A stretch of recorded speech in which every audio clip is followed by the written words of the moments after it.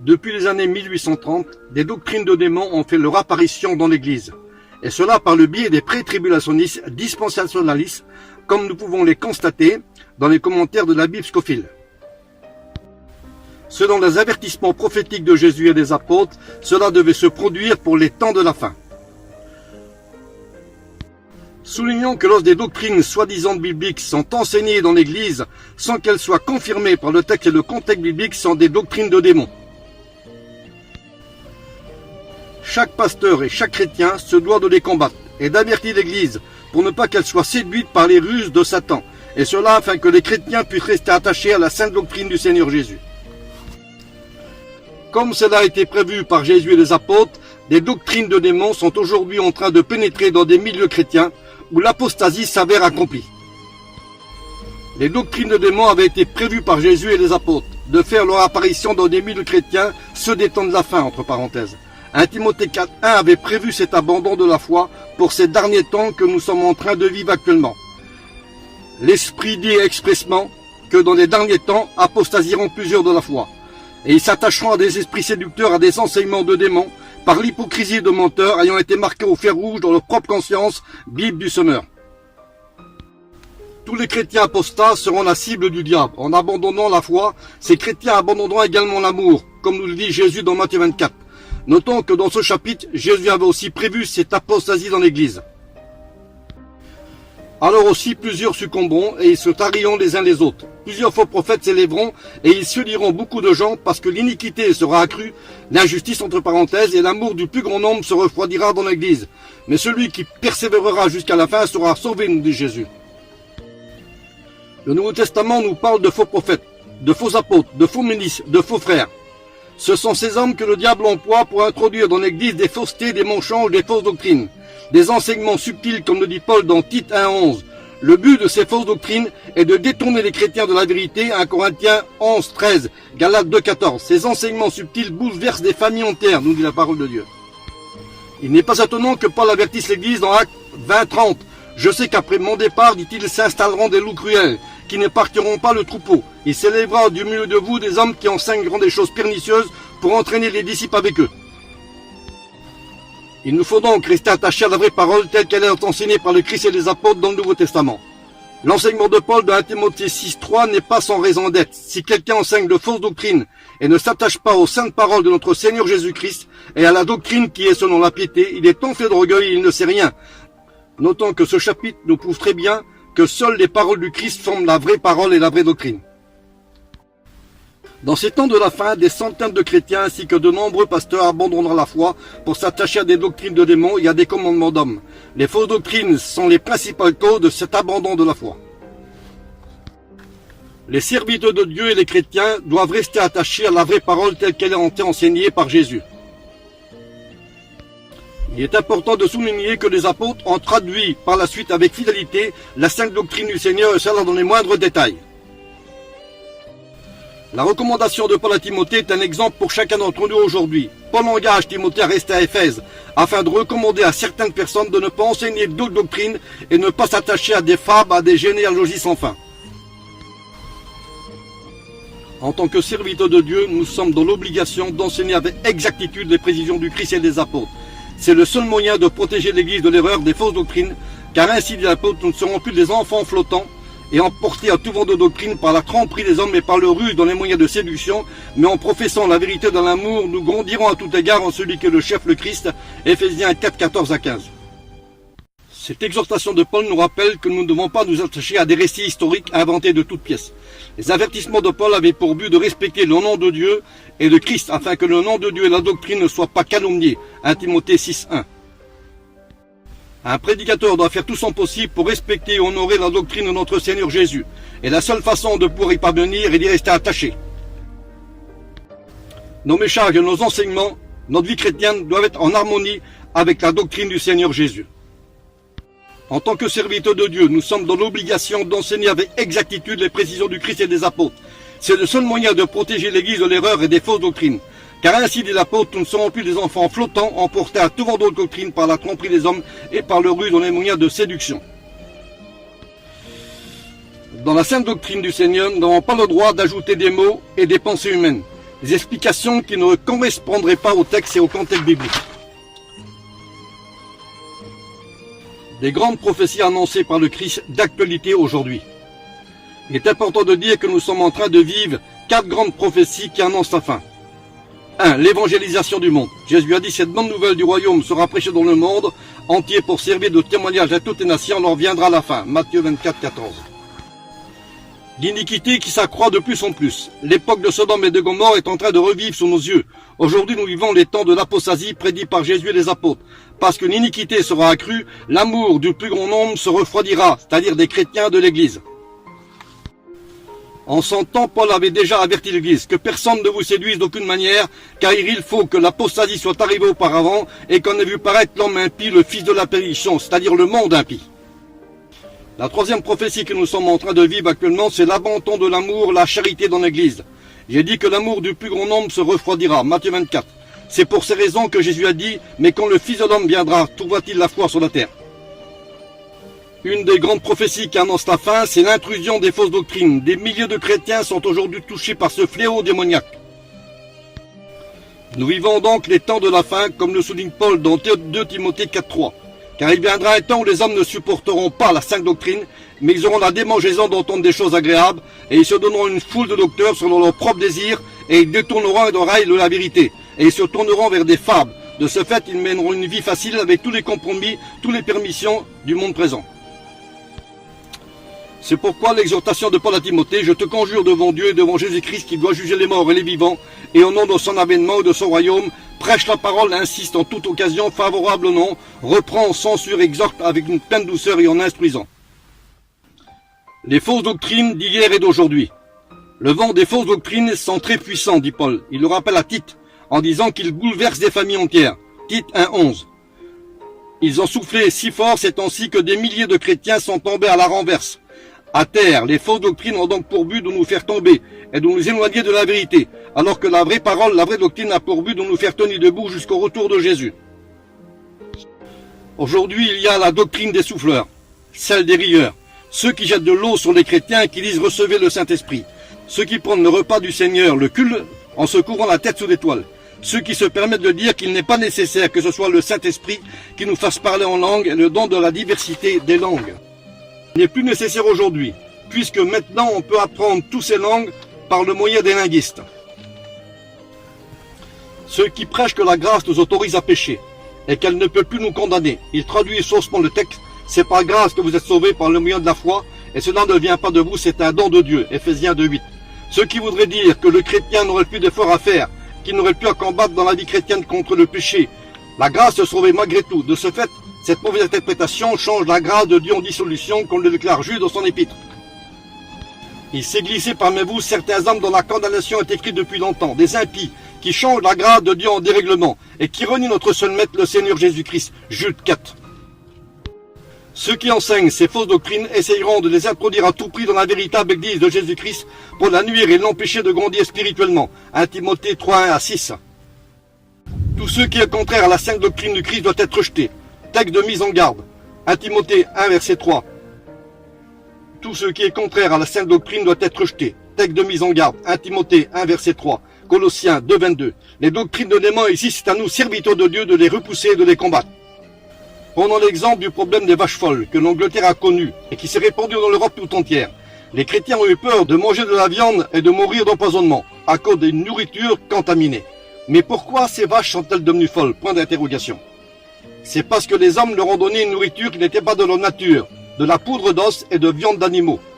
Les vaches sont herbivores, elles mangent de l'herbe verte épeurée. C'est leur nourriture naturelle, elles peuvent en manger tant qu'elles veulent, elles ne seront jamais empoisonnées car c'est Dieu qui l'a voulu ainsi. Il est impossible donc de changer les lois de la nature. Un animal herbivore ne sera jamais un animal carnivore. Mais voilà, les hommes ont changé l'usage des choses naturelles, comme le précise Paul dans l'épître aux Romains. Ils se sont égarés dans leurs pensées et leur cœur sans intelligence a été plongé dans les ténèbres. Se vantant d'être chats, ils sont devenus fous. Ils ont changé la gloire du Dieu incorruptible en image représentant l'homme corruptible, des oiseaux, des quadrupèdes et des reptiles. Romains 1, 21.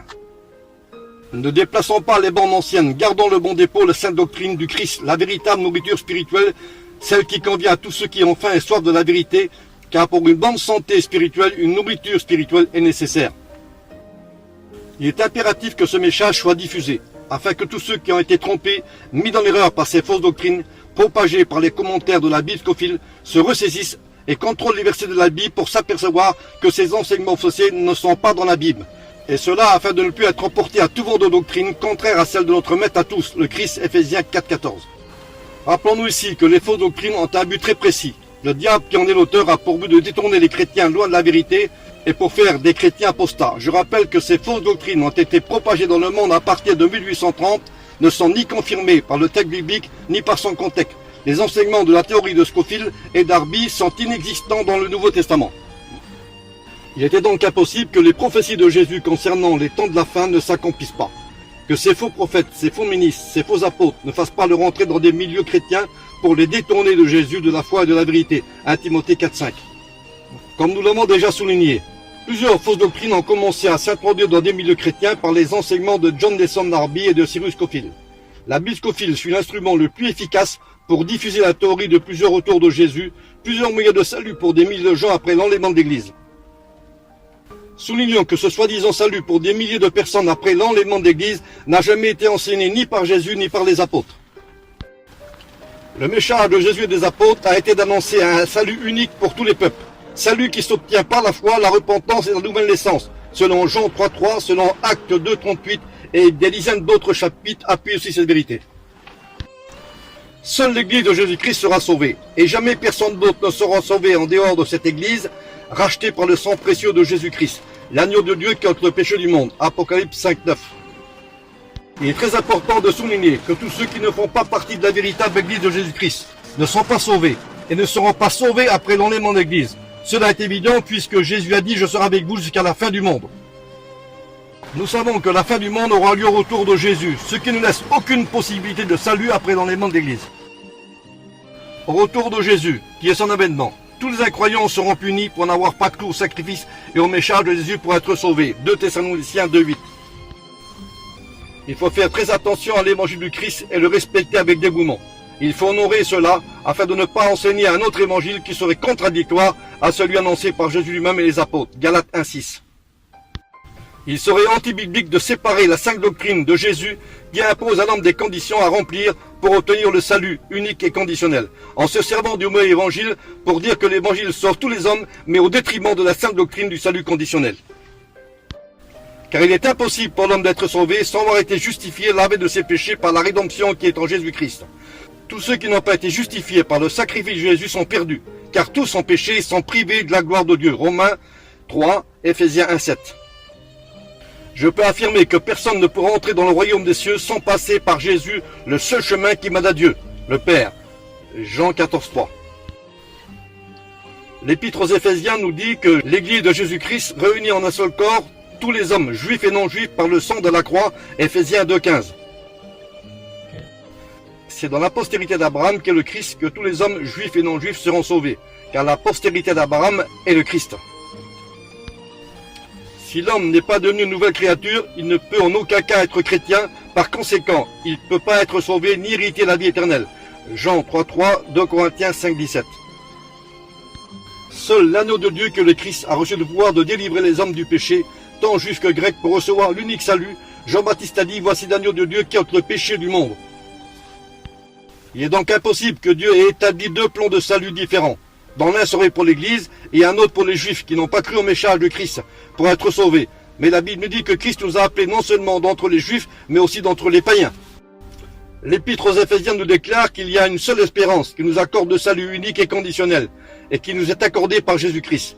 Il est dit ceci, il n'y a de salut en aucun autre, car il y a sous le ciel aucun autre nom qui a été donné aux hommes par lequel nous devions être sauvés, c'est le nom de Jésus, Acte 4,12. Il n'existe aucun chapitre et verset de la Bible qui prouve que les Juifs et les non-Juifs seront tout de même sauvés au retour de Jésus. Absence de texte. En accord avec l'Écriture, je déclare que tous ceux dont le nom n'a pas été écrit dans le livre de vie sont perdus et iront par conséquent partager l'éternité dans les temps de feu et de soufre selon Apocalypse 20,15. Ce jugement aura lieu à la résurrection générale de tous les morts. La Bible est très précise sur la question du rachat de l'homme par le moyen du sang de Jésus versé à la croix du Calvaire. Le texte dit ceci, 1 Corinthiens 6,20, vous avez été rachetés à un grand prix. Christ nous a rachetés de la malédiction de la loi, Galates 3,13. Il nous a rachetés de toute iniquité, Tite 2,14. Vous avez été rachetés par le sang précieux du Christ, nous dit l'apôtre Pierre.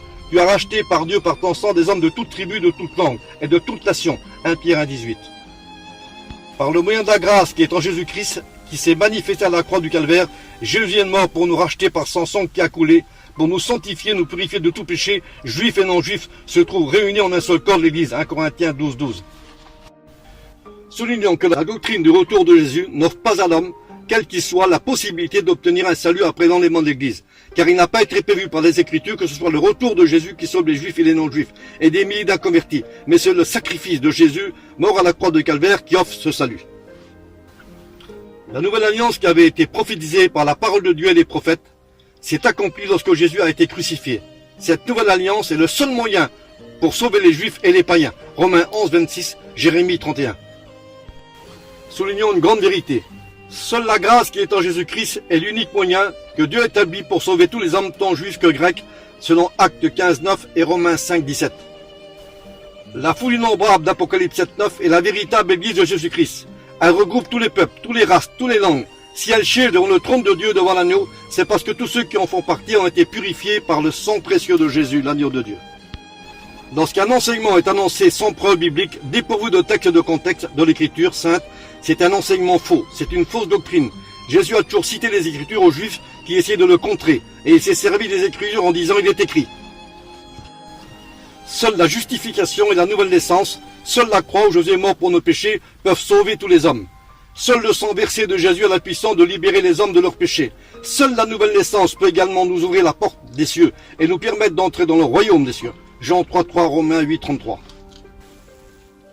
Au sujet de la grâce de Dieu qui avait été annoncée par les prophètes de l'Ancien Testament en faveur du salut des Juifs et des non-Juifs, l'enseignement de Jésus et des apôtres est précis. C'est par grâce que vous êtes sauvés, et ce n'est pas par vos moyens, c'est un don de Dieu.